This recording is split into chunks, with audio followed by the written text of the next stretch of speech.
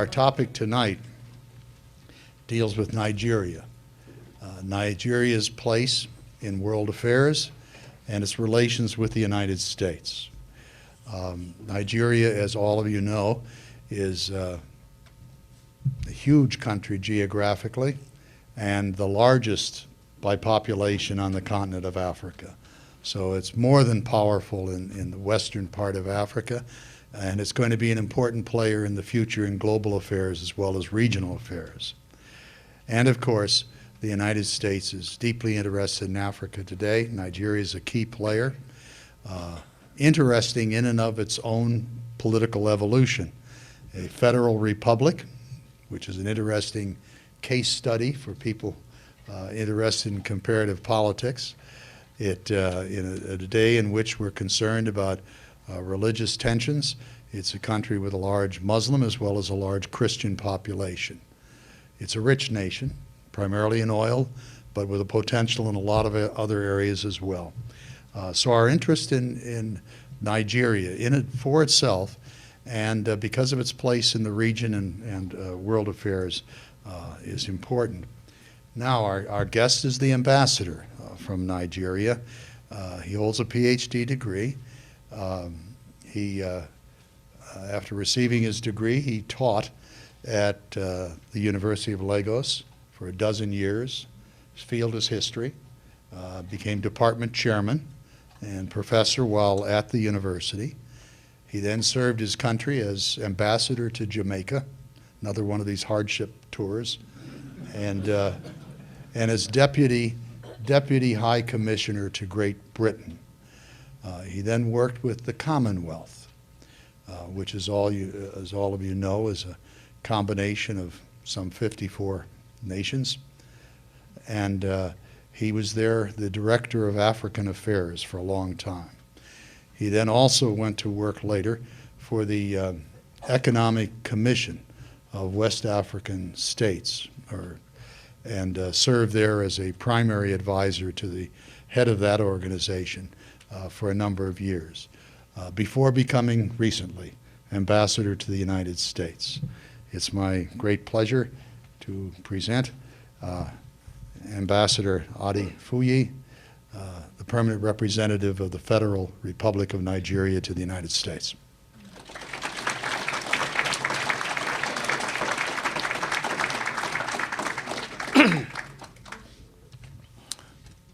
Thank you, Mr. Chairman.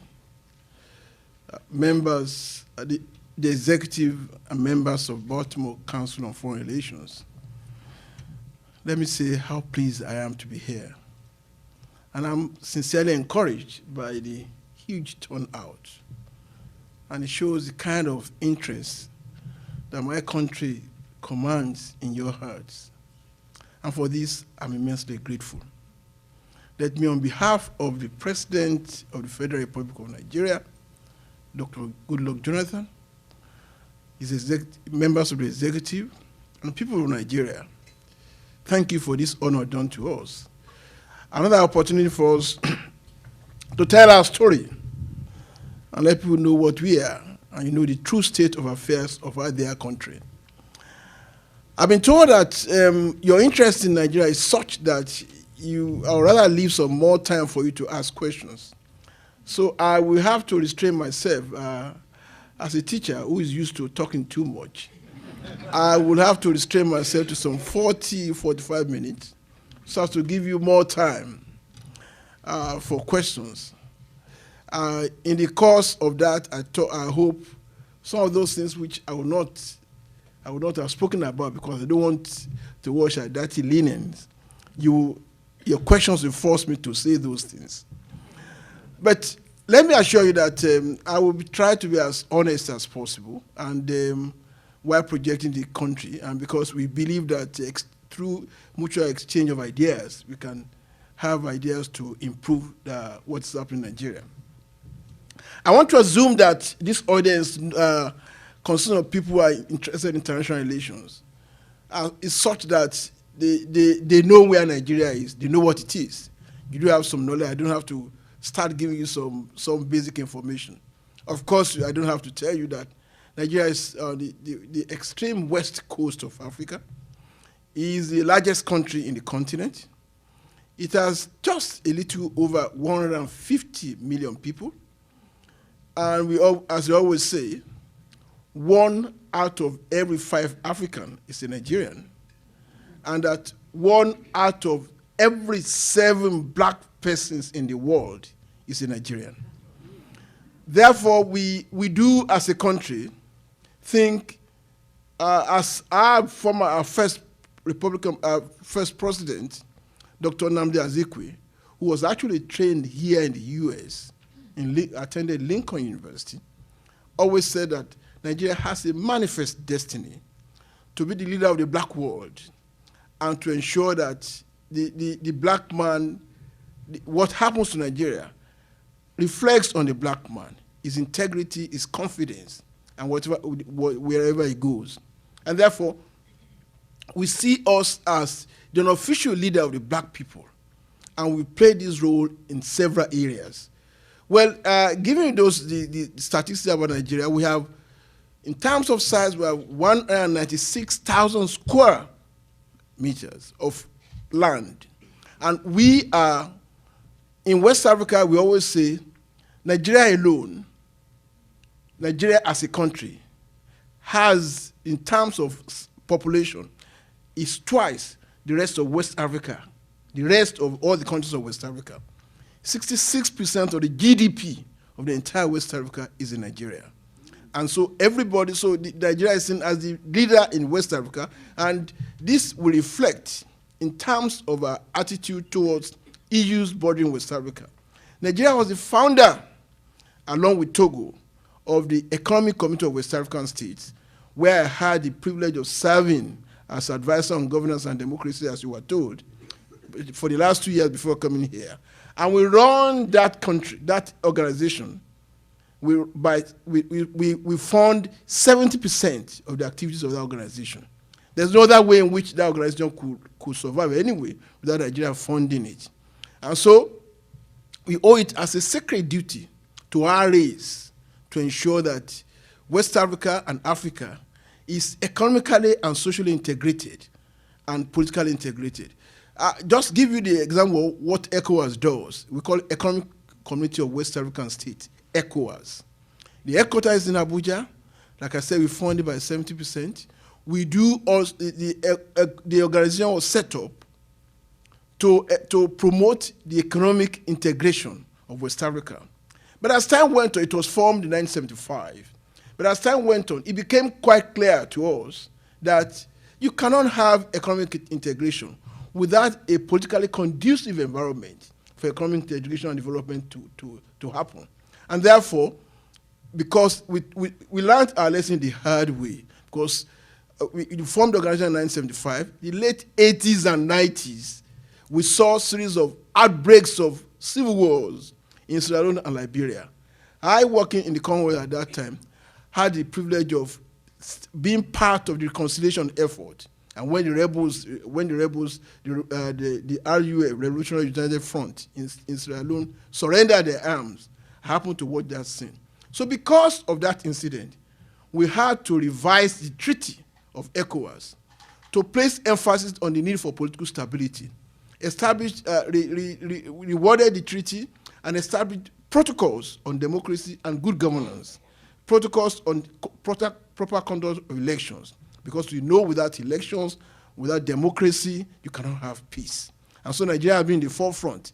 What is happening now in Cote d'Ivoire, many of you will have known, and when Lawrence Gbagbo refused to leave the place to cede the power to the person who won the election, Nigeria is leading the front, is leading the battle to ensure that democracy is given the right place, and the person who really won the election is allowed to be there. For this, we have the support of the United States of America. I will come back to relations between us and the United States later on. But then for this, we have the support of the United States of America. Only 3 weeks ago, I happened to be part of a team of a delegation that came to see Secretary Hillary Clinton and President Obama, led by the president of Sierra Leone, to come on the Ivory Coast issue. And we were given, the resolution of ECOWAS was that Ouattara won the election, Gbagbo should leave the place, but then what is going to happen is that we don't want to stay. We don't want another Iraq, but for us to be, we use all available means to ensure that the right person who won is there.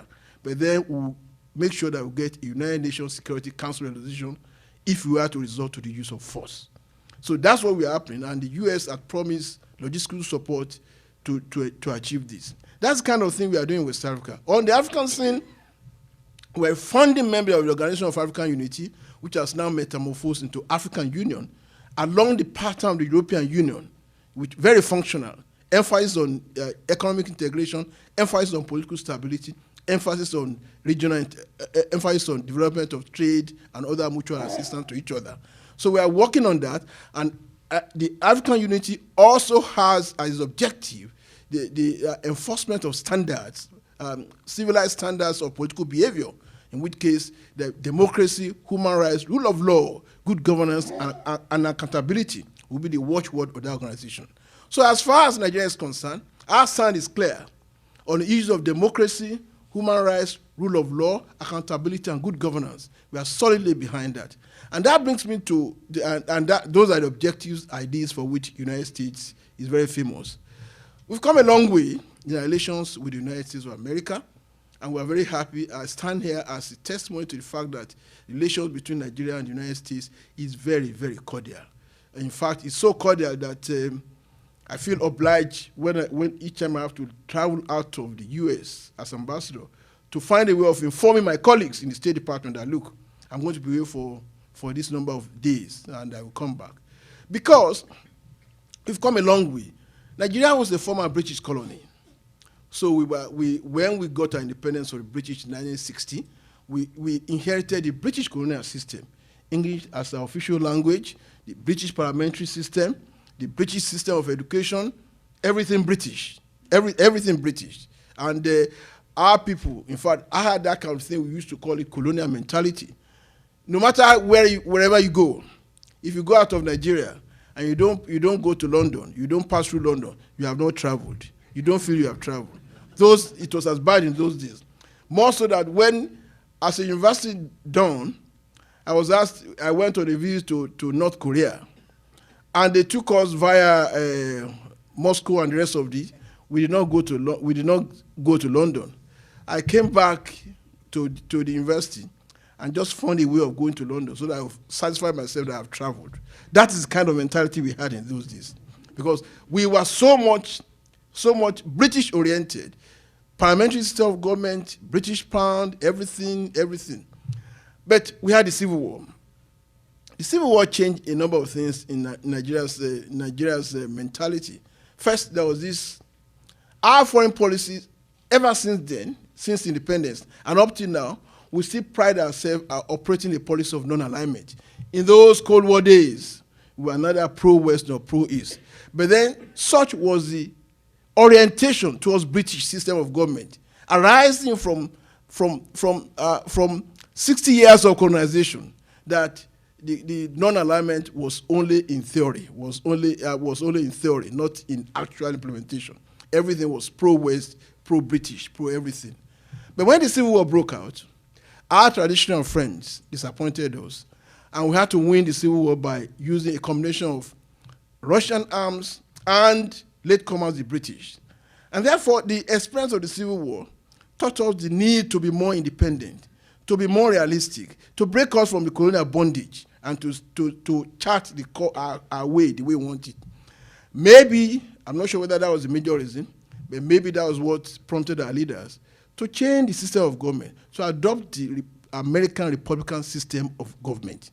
And therefore, since the 1975, we have been adopting the American system of government. And therefore, the system of government that operates in Nigeria is exactly what happens in the US.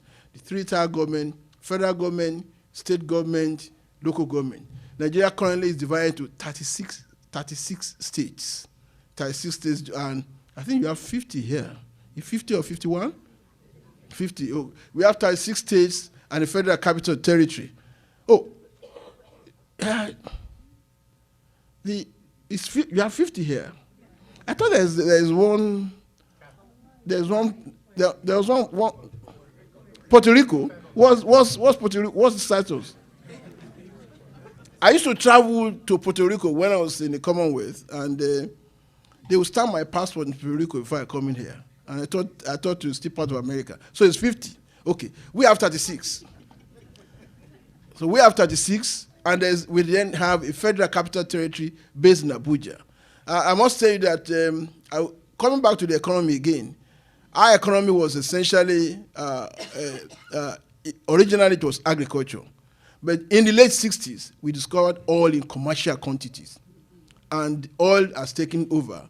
I have to know, let me just say briefly that oil took over, and it accounts for 90% of our foreign reserves and 80% of our domestic product.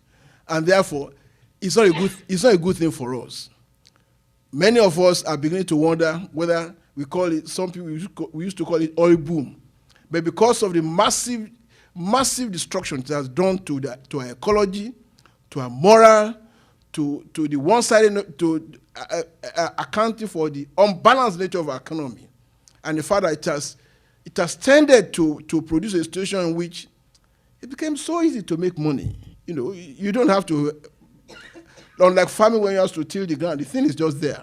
And then the fact we are invaded by all these big powers, including some American companies who are sitting there now, and it becomes more difficult for us. It adversely affected our values. And the manner in which the oil resources were shared have been part of the problem which we are still trying to grapple with in the Niger Delta. So, in fact, there are some intellectuals in Nigeria who believe that Nigeria would have done better if we had not discovered oil. Some people call it not oil boom, but even oil doom, because it has really affected our economy negatively. But then that is there. But America is our largest trading partner in oil. So American companies have to share the blame for whatever problem we have with oil. So and because of it's because of the oil we discovered that we're able to build a new capital in Abuja. We moved our capital from Lagos and moved just like you moved. In fact, like I was telling somebody, Lagos, Johannesburg, Lagos, and New York are in one stretch. Pretoria, Abuja, and Washington are in another stretch. So that you find that, you know, the commercial capital, as is seen from political capital, one is very well organized, people are very well behaved, the other one is center of all kinds of things you want, the urban squalor and the rest of it. So we have all that. So we moved our capital to Abuja, and that's why part of the thing we saw as a result of oil. So Nigeria is,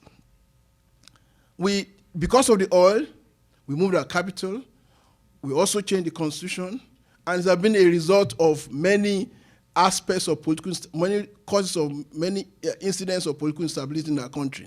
It's so easy to make money. People come around and you can, if you are just a witness to a signature, you can make enough money to last you for a lifetime. It discourages hard work. But then one cannot remove the fact that as of today, this is the largest earner of our foreign exchange, and the only source is the major source, very, very major source of our national income, our national survival. So we thank God for the oil, but I think we would have managed it better.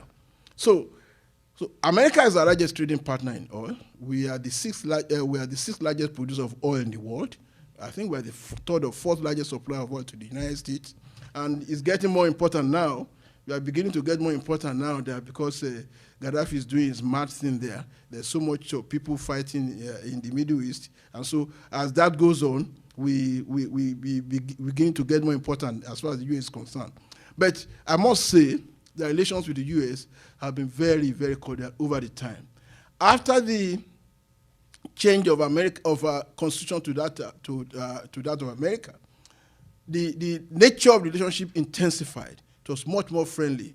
Many people came over here to learn more of the American system of government. There are more scholarships to come to the U.S. The emphasis shifted from Britain to the U.S. And that Nigeria has become very much Americanized. The easy way to look at it is that when you go to British High Commission in Abuja or go to the American Embassy in Abuja, the queues in front of the American embassy is twice as long as that in front of the British embassy. So that and so many people want to have relations there. Many people have come here, and our relations with the U.S. has improved tremendously. But then it was not with that. There are times we really had some very hard times. We had some hard times, especially during the Civil War, when initially I think Richard Nixon was convinced of the case of Biafra, and was going to stop to support Biafra, but he changed his mind later on. But then after that, things have been moving on very well. We were, because of Nigeria's commitment, because of Nigeria's traditional role, because of the role which Nigerian governments, successive Nigerian governments, felt towards Africa, Nigeria had been in the forefront and was in the forefront of the liberation struggle in Southern Africa. We carried the burden of liberating Africans who were then subjected to colonial and racist minority regimes, be they in Namibia, in Zimbabwe, in South Africa itself, in Mozambique, in Angola. We were there. In fact, we were so much present during those periods that Nigeria was officially designated as a frontline state, despite the fact that we were so many miles away. And because people were made to contribute, because it came up, people were made to believe that so long as any black man is under racist and minority regime in Africa, you as a black man, you are not free. And it was so clear because apartheid to us was not only repugnant, but we saw it as an insult on our integrity as a people. Because if it was possible for you to be discriminated against in your own country, what right do you have when you come to the US and are discriminated against? So it was a consistent policy of whichever government is there, whether progressive or conservative, they have always seen the task of liberating Africans from racist and minority regime as an essential duty, something they owe to their origin, something they owe to their parents to liberate Africans. And so, all through, I remember that I happened to have served as National Secretary when I was in university, my younger days in university, as a lecturer. I happened to have served as General Secretary of Nigeria National Committee for Action Against Apartheid. We collected money. We were able to convince the government to take 5% of everybody's salary to join, to be given to those who are fighting for liberation movement in Africa. I was the first person who handled the amount of money, physical cash, that we collected, we gave to President Thabo Mbeki now, then a liberation movement fighter seeking refuge in Lagos, to him to help assist the cause of liberation in Africa. That's why and it's been a consistent policy of ours. So we played a very, very critical role in liberating the African countries from apartheid. And we had a very good ally. President Jimmy Carter was very cooperative. Ronald Reagan too was there. All successful American governments, although the level of intensity differed from one government to the other. Carter was very, very, very, very aggressive and very, very much committed to that. And that has, because of that, Nigerians have always seen America as their ally. And so we have always had very good relations with the US. As of now, but then, like I said, there have been some rough parts. There was this, year before now. Yeah, year before, in 2009, on Christmas Day, one of these spoiled brats in Nigeria was conveyed to terrorism, and he then attempted to blow up a Detroit-born aircraft. Detroit-born aircraft. He was arrested, and we were lucky that nothing happened to anybody there. He was arrested, and Nigeria was placed on terror watch list. And Nigeria was treated as a country that should be, and that meant that when Nigerians got to the airport here, by the time you produce the green passport, you are seen as a security risk, and they were freaked and done all that thing for them. But I'm glad that when I came in, when I assumed duty on March 29, and I had an audience with President Obama. We had a discussion, and trust President Obama. When you have good arguments, he bought them, and then within a week or two, that thing was lifted, and Nigerians are now respected anywhere they go. So we also, at that time, because of that, we also signed, after that we signed what we called a binational commission agreement with the United States. And that is the main focus of my activities since I've been ambassador. A binational commission agreement, I understand, and there are so many experts in international relations there. A binational commission agreement, I understand, is the highest form of strategic cooperation that can exist between two countries. Nigeria is the only country, apart from South Africa, which I signed before, but we are the only country with which the Obama administration signed that agreement. And there are 4 aspects of that binational commission agreement. There is one, the first one is on, we call it TGI, Transparency, Governance, and Integrity. It was signed only last year, April 19. Transparency, Governance, and Integrity. What it means that American government will collaborate with us, cooperate with us on issues regarding to good governance, proper conduct of elections, and democracy, spread of democracy, not only in Nigeria, but also all over Africa. As a result of that, the current administration have been helping us in the preparation for the conduct of these elections taking place next month, starting next month. And America has spent over 50, I think, between 50 to 60 million US dollars in helping us to prepare for the elections. And then the second aspect is on, we call it Niger Delta and regional security.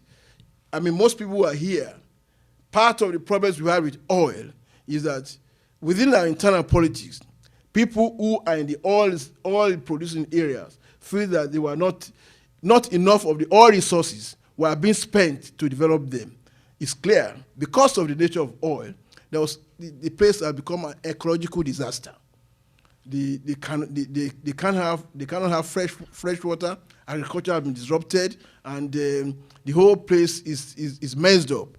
And then they felt that the money being realized from oil is being used to develop other parts of the country. To some extent, they have the argument. It was because of the lopsided nature of our politics, and therefore, some of them took to arms. They call themselves militants, and they have been disrupting oil flow, kidnapping people. Many of the oil companies who are here, some of them from here, had their officials kidnapped and all that.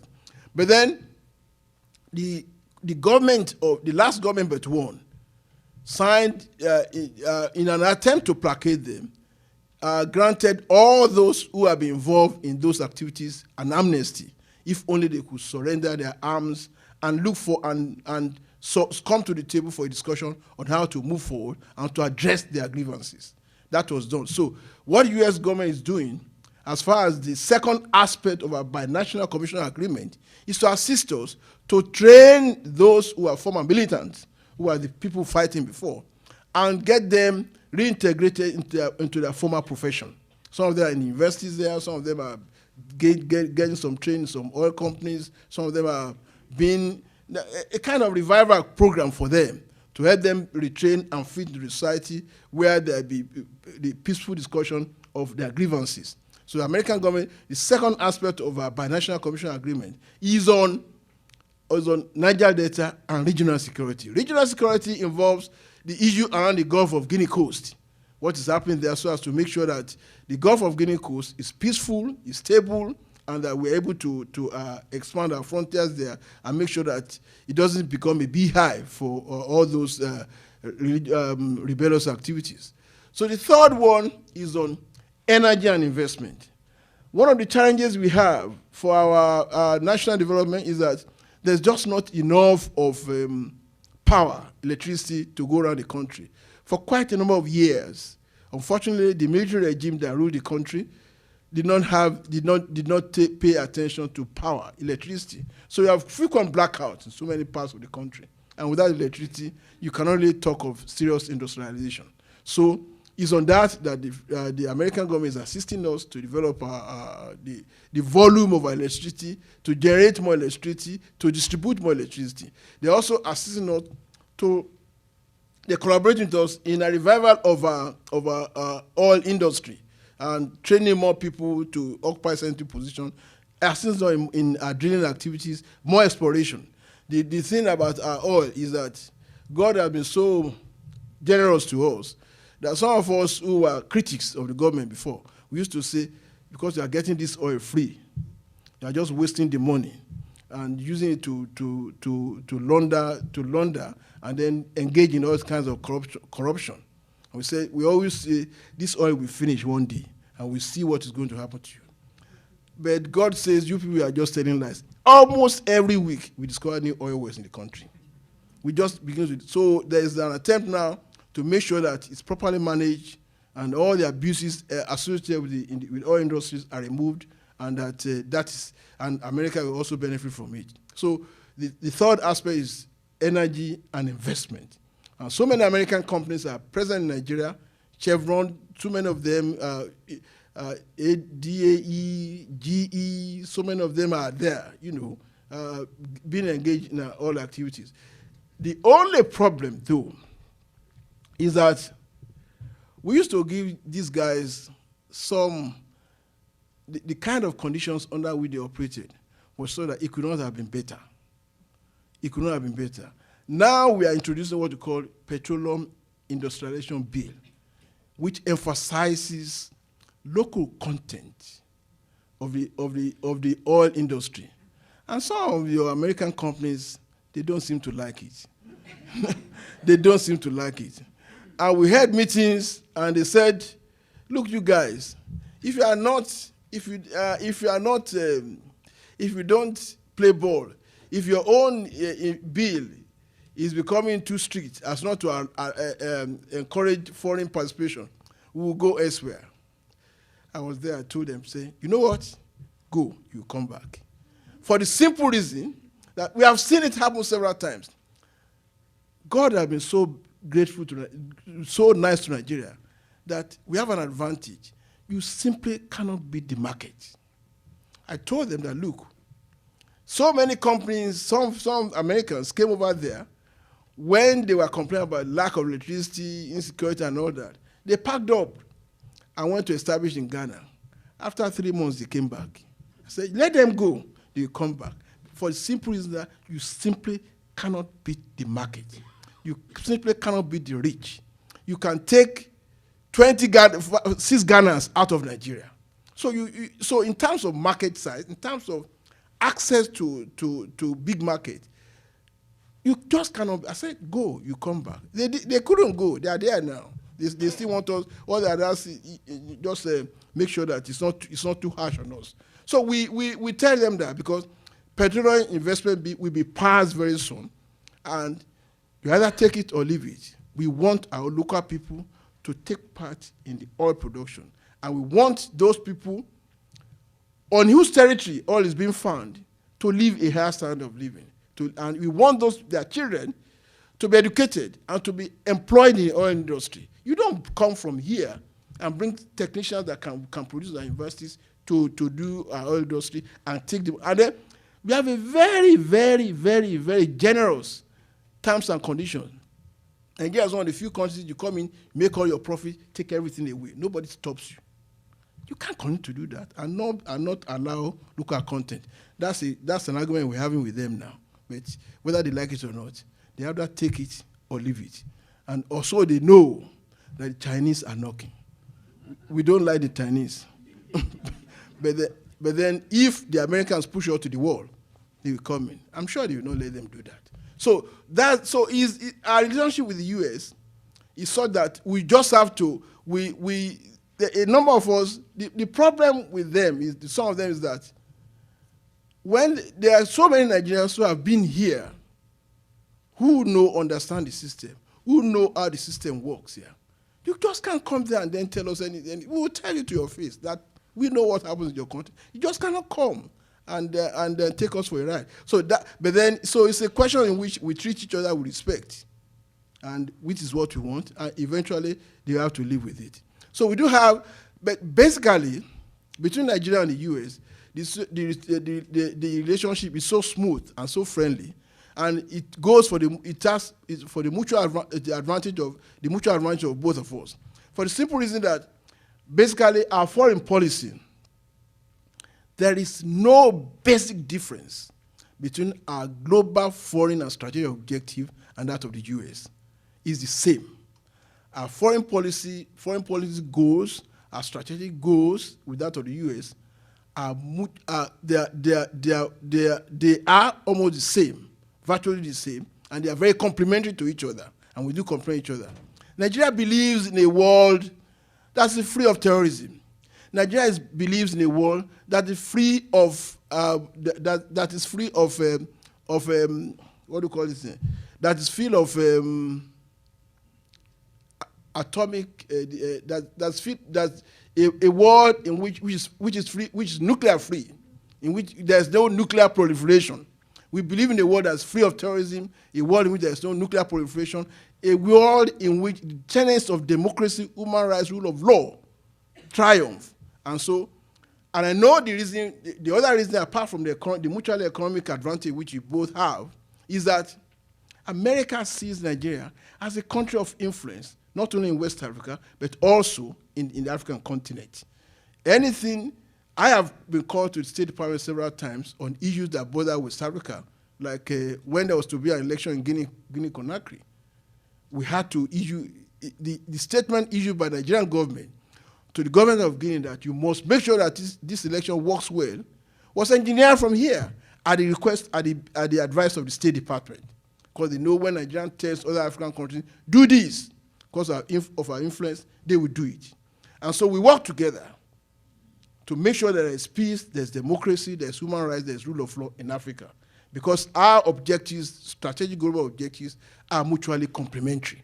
And therefore, because of that, that's supplemented by the fact that economically we gain from each other. And there's the language, the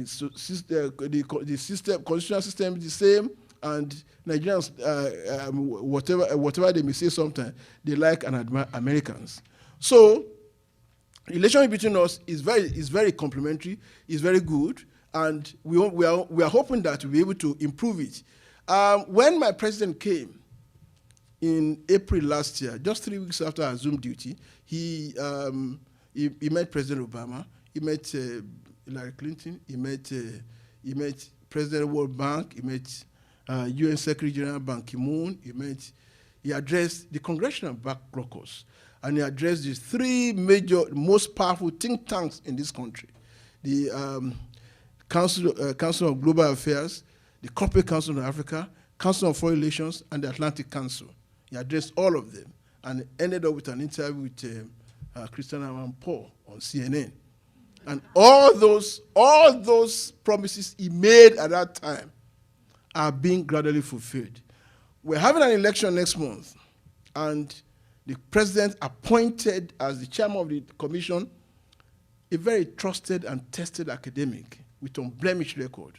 And in spite of what people, we disappointed our critics. Up to today, we've had a very, very successful primary elections of the major political parties, all of whom have chosen their presidential candidates. We did a successful voter registration exercise in which 70 million people have been registered out of a population of 150 million. And the first election will take place on April 2. And I'm living here there's an election starting with the National Assembly, starts on the 2nd of April. A National Assembly consists of a Senate and House of Rep, just as you have here. It's on the 2nd of April. The 9th of April is that of the presidential election, and the 16th is that of the gubernatorial election, the governors. I'll be going for the presidential election and the gubernatorial elections. And they're going to have that.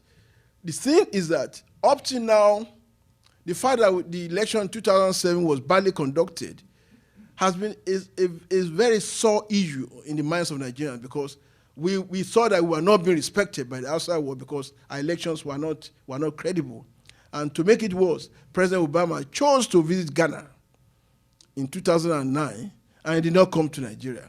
And the government, and you can imagine in Nigeria, we have a very, very free press. And I'm saying very, very free press. It's not, sometimes what they exhibit is not press freedom, but press license. And they gave it to all those who were in authority that, look at what you've done now. In spite of all your size, your size, your wealth, your everything, your influence, Obama chose to went to Ghana and ignored Nigeria. It was so clear because we felt it was because Ghana conducted a good and successful election, which led to a change of government without any crisis. So we are determined.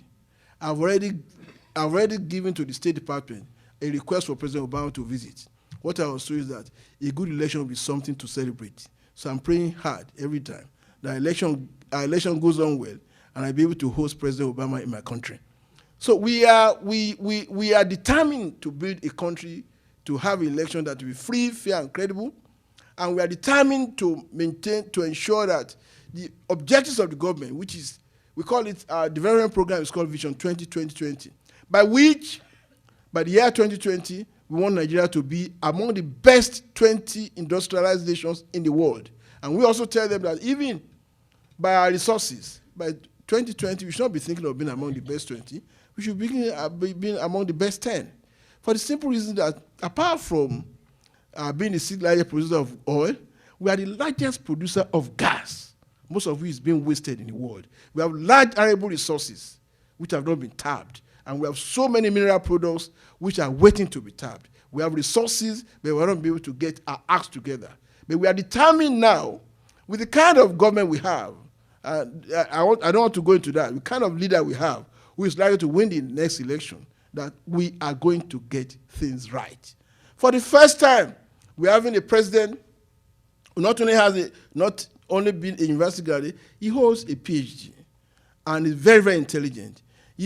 And there's something which we believe that the way, a manner in which he became president, is something that has been ordained by God. I don't want to go through the process. This was a man who was just teaching in the university when he was asked to come and be deputy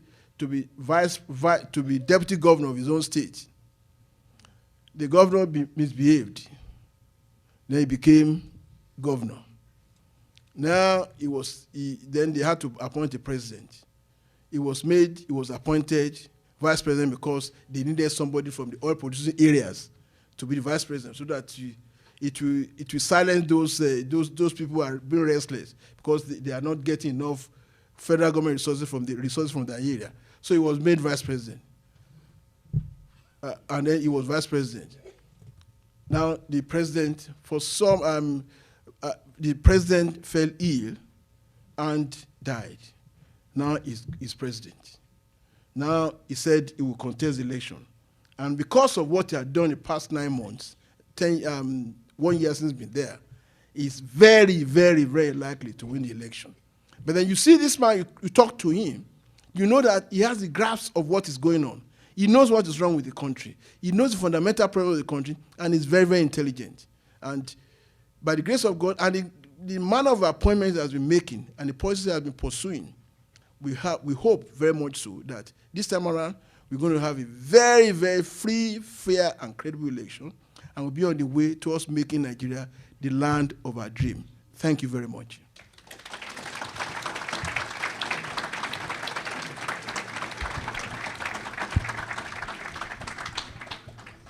Mr. Ambassador, we thank you. The floor is open for questions. Sir.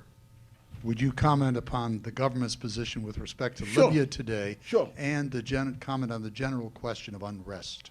Yeah, on Libya, clear, we voted for the American-sponsored resolution for the no-fly zone over Libya 2 days ago. And we are proud of that because we are convinced that Gaddafi should be put in check. So we are proud of. We voted at the UN for that. So no question about that. We also voted for the UN-sponsored resolution on Iran, on the nuclear proliferation. We voted in support of the US resolution. Look, that's what I'm talking about, the new orientation in Nigeria. In the past, we used to abstain on something. These days, we say what we want to say, and whoever does not like it, let him do what he likes. So we voted for the resolution against Libya. We voted for the resolution against Iran. For the simple fact that we knew it is in our own strategic interest to vote against nuclear non-proliferation, and also to, I mean, for goodness sake, how can you rationalize Gaddafi 40, how many years? Somebody been there for, I mean, and then the kind of thing he's doing for his people. So he voted against it. So the unrest in the world, what our attitude towards Libya is so clear, symptomatic of our attitude towards what is happening.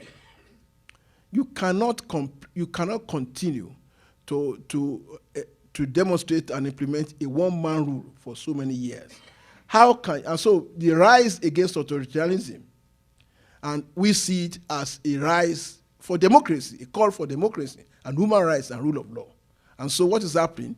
We're not going to any country to ask them to rise against their dictatorship. But if they do, and the quest is towards democracy, we shall support it. Only 2 days ago, there was an election in the country next to Nigeria, Benin Republic. The man did the election, and he was returned in a free, fair, and credible election. The first thing he did was to come to Nigeria, to come and say, I've done it, and did the election. And the president, our president, congratulated him. We are leading the struggle against what Gbagbo is trying to do in Ivory Coast. He was defeated in an election. He has refused to leave, and we are leading the struggle that he should leave. So we are supporting the rise against dictatorship.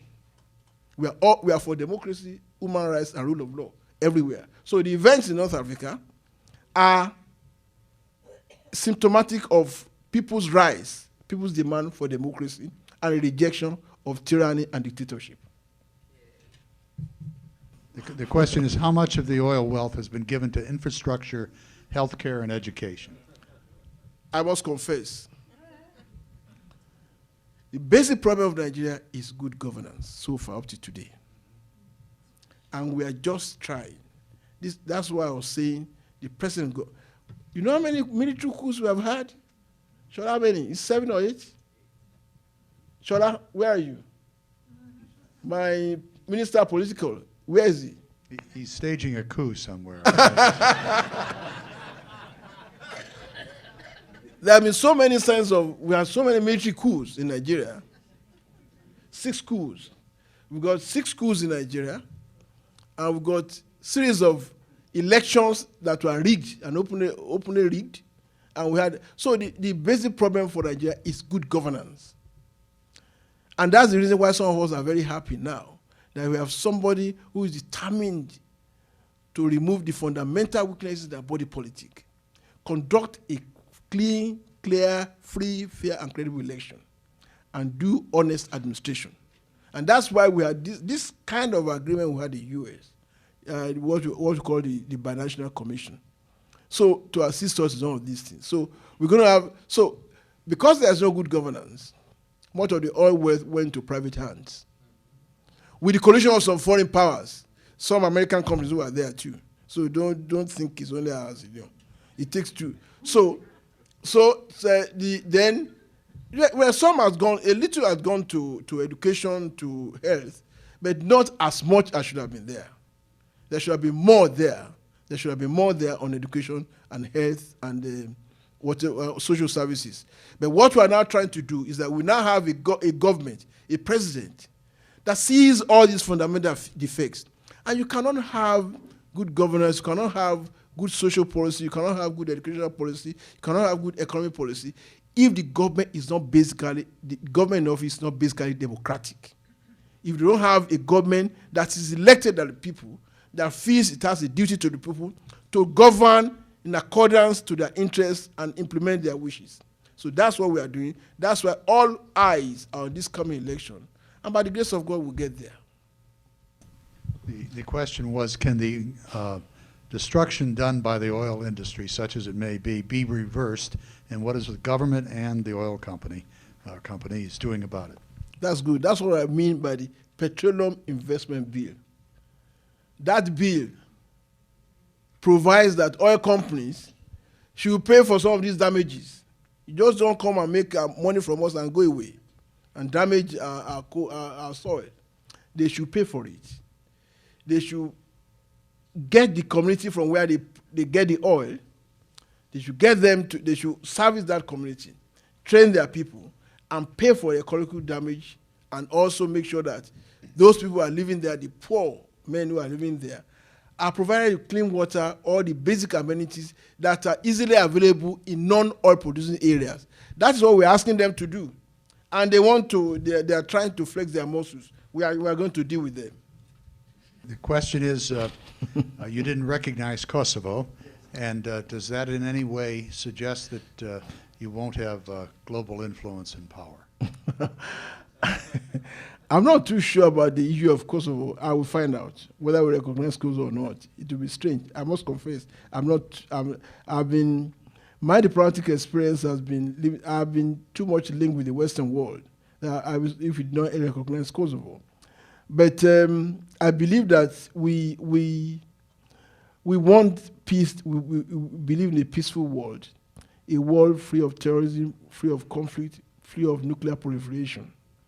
And not only that, we contribute. We are a very big contributor to the United Nations peacekeeping effort. We are about third and fourth in terms of contribution to UN peacekeeping effort. But I will check on that of Kosovo, because, I mean, that would be an anomaly. But now that you've told me, some of us can begin to apply pressure. Why not recognize Kosovo? Would you comment both on the status of women in Nigeria and relative religious freedom for both Christians and Muslims? That's one thing. That's one reason why I said I will leave some time for questions, because some things I would have forgotten. Yes, there are three main religions in Nigeria: Christianity, Islam, and traditional religion. There's nothing as such. Some American intellectuals who want to simplify things, they think Nigeria is divided into Christian South, Muslim North. There's nothing like that. But I want to say, among the general rough estimate is that there are probably 5 or 6% of Nigerians who practice traditional religion, and the remaining percentage are equal number among Christians and Muslims. So Nigeria is not, and that's why Nigeria is not, you cannot call Nigeria an Islamic country or a Christian country. The official religion of Nigeria, we are secular. We're a secular society. And there's absolute freedom of religion. I can assure you there's absolute freedom of religion. There are intermittent clashes in some areas of the world. But then, my very first interview to the American press is here. What I did tell them was that, look, stop picking on us. Stop emphasizing the negatives in us. There'll be a few clashes between Christians and Muslims, especially in some parts of the north of Nigeria. But they have to do more with ethnicity rather than religion. But the simplistic approach of some commentators is to say it's because a clash between Christian and Muslim. That is wrong. It's wrong analysis. So there are ethnic clashes. In some cosmopolitan centers, people are very much attached to their religion. And it's not on the basis of religion. Now, the issue of women, it has to do with religion. Women, we have adopted the United Nations recommendation of 30% women participation in politics. The 7 of our cabinet ministers, including the minister in charge of the most vital aspect of our resources, oil, they are women. We have women judges. We have women judges. We have women priests. We have women in every part of the country, in all professions in the country. And so and even though there are certain aspects of certain areas in the Islamic North where women are still not being given their full rights, but essentially, officially, there is no official discrimination policy against women. And I'm telling you, there are 7 women in our cabinet, including the one that the most vital ministry. I mean, she's a woman. And so I mean, there's religious freedom, there's sexual equality in the country, officially, but so there's no discriminatory practice against, and many women are contesting elections to be governors. There are many women who are senators in the outgoing Senate. Many of them are contesting in the incoming Senate, in the election we have in the next 2 weeks. So, women are as free as in Nigeria as they are free here, officially. How do you help young graduates get jobs?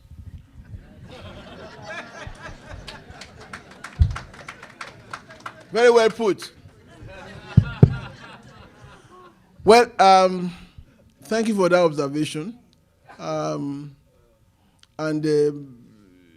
Part of the unemployment problem is a manifestation of bad governance in the past.